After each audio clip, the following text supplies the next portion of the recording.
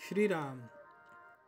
नामस्मरणाचा फक्त एकच उद्देश असावा की हे देवा मी तुझा आहे. चला तर मग आज आपण बघूया नामस्मरणाचा खरा उद्देश काय आणि त्या संदर्भात एक छोटीशी गोष्ट. श्री राम प्रभू सीतामाईच्या आठवणीने काळजीने व्याकुळ झालेले असतात. अशा मनस्थितीत ते समुद्रकिनारी सैरवैर फिरत असतात. त्यांना एक कातळ दिसते. त्या कातळावर ते थोडा वेळ विसावतात. सीतामाईची काळजी त्यांना ग्रासत असते. तेवढ्यात एक चाळा म्हणून ते बाजूचा एक छोटासा दगड उचलून समोरच्या समुद्राच्या पाण्यात टाकतात. तो दगड तळाशी जातो.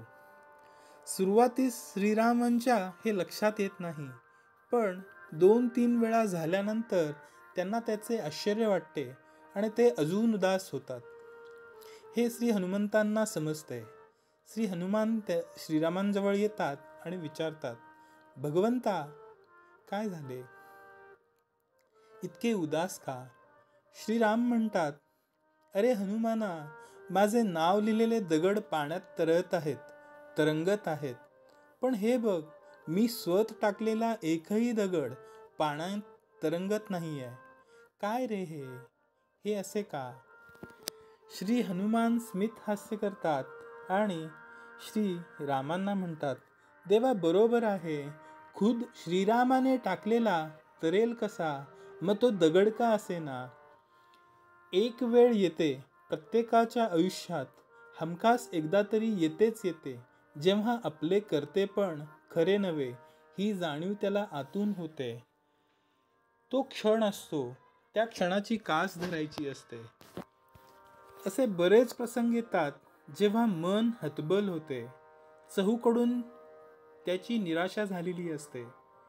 जीव कासावीस झालेला असतो आणि मग जीव कळकळीने श्री भगवंतास आपल्या मदतीस बोलावतो.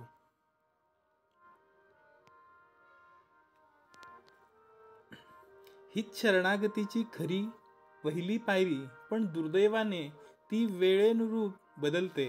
देव आपल्या मदतीस धावून येतो, आपले काम होते. मग गरज सरो आणि वैद्य मरो ही म्हण आपण पुन्हा एकदा खरी करतो.